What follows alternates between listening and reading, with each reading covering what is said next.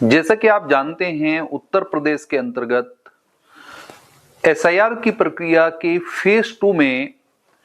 Draft जो voter list का draft है वो जारी कर दिया गया था और उस ड्राफ्ट में आप लोगों ने नाम देख लिया होगा। उसके लिए प्रॉपर एक वीडियो बनाई थी, वो आपने देख ली होगी। अब एक समस्या जो आ रही है, जिस पे आज वीडियो बनाई जा रही है, वो ये है कि कुछ लोगों का जो मैपिंग नहीं हो पाया है, जो एसआईआर के अंतर्गत जो उन्होंने अपना भरा है फॉर्म, वो मैपिंग में नहीं आ पाया है। ये कुछ लोगों के नाम जो 2003 की लिस्ट में नहीं थे, उन्होंने फॉर्म फिल किया था,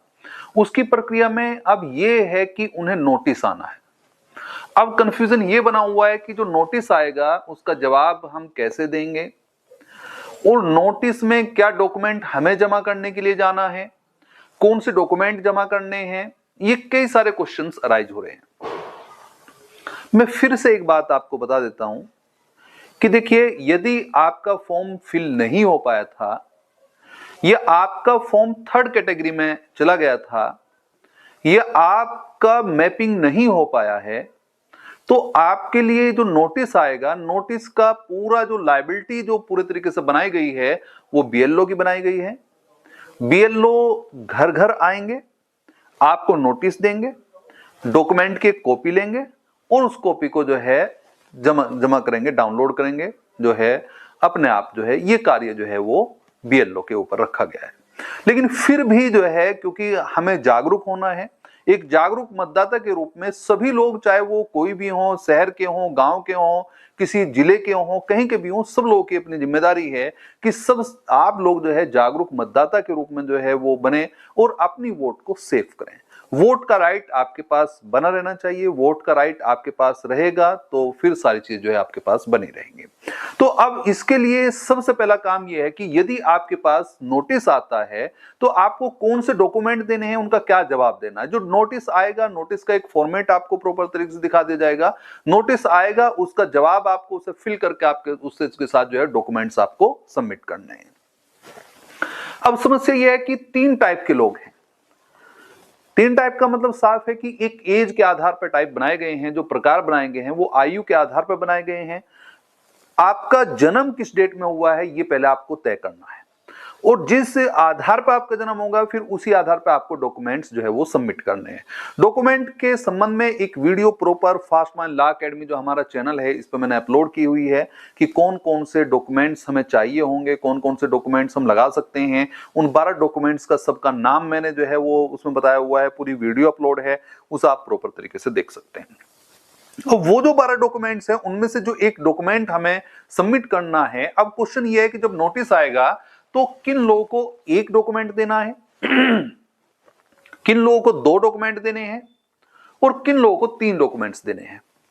ये एक क्वेश्चन जो है वो अराइज हो रहा है। सबसे पहला काम आपको यह देखना है कि आपका जन्म कब हुआ था। यदि आपका जन्म 1 जुलाई 1987 से पहले हुआ है, 1 जुलाई 1987 से पहले हुआ है, तो वहां पर आपको केवल एक डॉक्यूमेंट जो है सबमिट करना है। आपकी मैपिंग नहीं हो पाई है, आपका वोट कंफर्म होना है, आपका वोट न कटे ये कार्य करना है, आपके पास नोटिस आता है, आपका जन्म 1987 से पहले हुआ था, तो आपको जो दिए गए डॉक्यूमेंट्स हैं, जो 12 डॉक्यूमेंट हैं, उनमें से कोई एक डॉक्यूमेंट जो है वो आपको जो है लगाना है। बाकी जो है माता पिता का या बच्चों का या किसी का कोई डॉक्यूमेंट लगाने की आपको जरूरत नहीं है। वहां पर केवल आपको अपना एक डॉक्यूमेंट लगाना है, जिस जो 12 डॉक्यूमेंट्स थे, जिनमें से पासपोर्ट भी एक है, जो है हाई स्कूल की, इंटर की कोई मार्कशीट आपके पास है, यूनिवर्सिटी की, बोर्ड की कोई मार्कशीट है, कोई पेंशन का कोई प्रमाण पत्र है, वो सारे जो डॉक्यूमेंट्स मैंने आपको 12 डॉक्यूमेंट्स बताए थे, उनमें से कोई एक डॉक्यूमेंट आपको जो है वो देना है। यदि आपका जन्म हुआ है 1 जुलाई 1987 से पहले, 1 जुलाई 1987 से अगर बिफोर में आपका बर्थ हुआ है, ये तब की बात है, तब आपको जो है ये सबमिट करना है एक डॉक्यूमेंट। नंबर 2, वो लोग जिनका जन्म जो है 1 जुलाई 1987 के बाद हुआ है लेकिन 2 दिसंबर 2004 से पहले हुआ है। इसका मतलब जो है 1 जुलाई 1987 से लगा के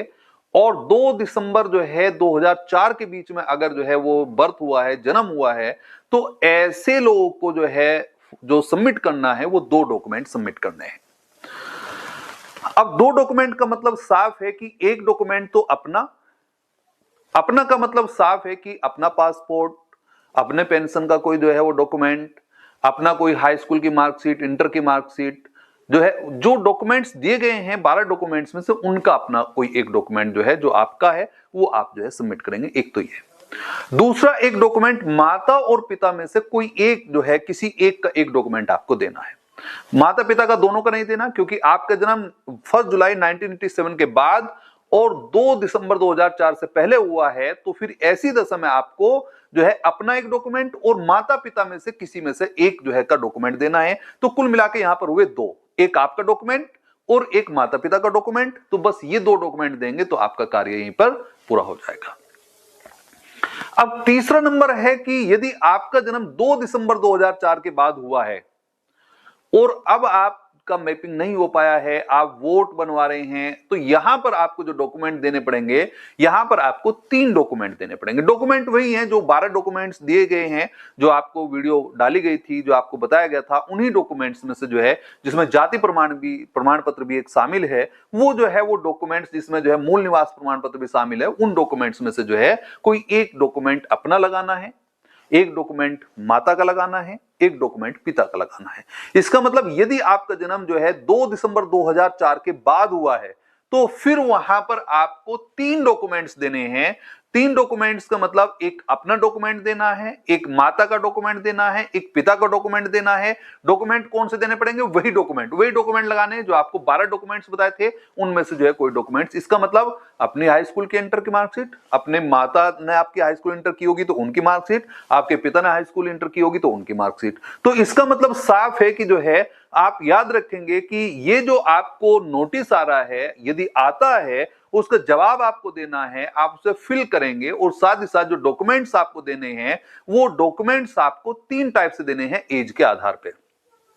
आप अपनी एज देखिए, क्या आपका जन्म 1 जुलाई 1987 से पूर्व हुआ है तो मात्र एक डॉक्यूमेंट से काम हो जाएगा। यदि आपका जन्म 1 जुलाई से लगा के जो है 87 से 2 दिसंबर 2004 के बीच हुआ है, उसके बाद का नहीं है, तो फिर आपको एक अपना डॉक्यूमेंट देना है, एक अपने माता पिता में से किसी एक का डॉक्यूमेंट देना है। यदि आपका जन्म 2 दिसंबर 2004 के बाद हुआ है तो आपको अपना भी डॉक्यूमेंट देना है, अपनी माता का डॉक्यूमेंट देना है, अपने पिता का डॉक्यूमेंट देना है, फिर आपको 3 डॉक्यूमेंट देने हैं। तो आप यदि अभी आप लोगों के पास नोटिस नहीं आया है, यद्यपि ये जिम्मेदारी जो है वो बीएलओ की है और बीएलओ जो है वो आपके पास नोटिस लेके आएंगे, वही आपसे डॉक्यूमेंट लेके उसे अपलोड करेंगे, वो पूरा कार्य उनके ऊपर रखा गया है। लेकिन फिर भी आप जागरूक रहिए और अपना वो डॉक्यूमेंट जो आपके पास यदि है तो ठीक है, यदि नहीं है तो आप जो है अपना उसे देख लें, उसे तैयार करा लें और डॉक्यूमेंट अपने पास रखें, जिससे जो है प्रॉपर तरीके से, क्योंकि टाइम ज्यादा नहीं बचा है, जैसे जो है वो नोटिस आएगा तो उसका आपको जवाब देना है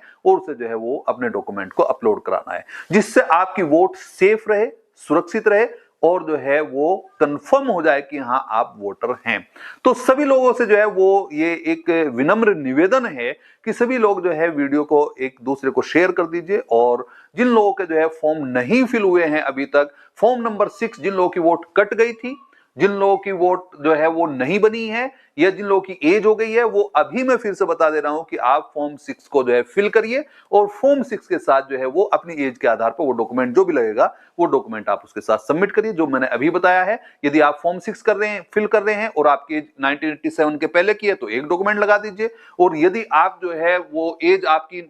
1 जुलाई 1987 के बाद और जो है 2004 से पहले, 2 दिसंबर 2004 से पहले का जन्म है तो अपना एक डॉक्यूमेंट और एक माता पिता में से किसी एक का डॉक्यूमेंट फॉर्म 6 के साथ लगा दीजिए। और यदि आप जो है 2 दिसंबर 2004 के बाद जन्म हुआ है तब आप भर रहे हैं, फॉर्म फिल कर रहे हैं, तो फिर आप जो है वो 3 डॉक्यूमेंट, आपको अपना भी, अपने माता का भी, अपने पिता का भी, वो डॉक्यूमेंट्स आप जो है लगाएंगे। अपना जो है फॉर्म फिल करिए और यदि आपके फॉर्म में एरर है, जैसे कुछ कहा जा रहा है जी बार बार यदि हमारे फॉर्म में एरर हो रही है और वो ठीक नहीं हो रही है, करेक्ट नहीं हो पा रहा है, तो आप नॉर्मली फॉर्म 8 भरने के बाद जो है वो करेक्शन हो जाएगा। और यदि फिर भी करेक्शन नहीं हो रहा है तो आप अपने बीएलओ से संपर्क कर लीजिए। जो आपने एसआईआर की जो फॉर्म फिल किया था, जो आपको फॉर्म मिला था, उसका आपके पास जो है रिसीविंग होगी, उस रिसीविंग में जो है ऊपर ही जो है वो फॉर्म पे जो है लिखा हुआ है आपके बीएलओ का नंबर। अपने बीएलओ से जो है वो संपर्क करिए, बातचीत करिए और उससे जो है पूछिए, जो है यदि आपको जो है वो उसमें जो है वो करेक्ट कराएंगे और जो है जिससे सारी चीजें जो है वो प्रॉपर रहेंगे। तो मैं हूं डॉक्टर सरफराज, और आप देख रहे हैं फास्ट माइंड लॉ एकेडमी। जो है बने रहिए हमारे साथ। किसी प्रकार की कोई अगर जो है इस प्रकार की जानकारी चाहिए जो एसआईआर से संबंधित, तो आप जो है वो कमेंट छोड़ दीजिए, मैं उसका रिप्लाई कर दूंगा। Thank you.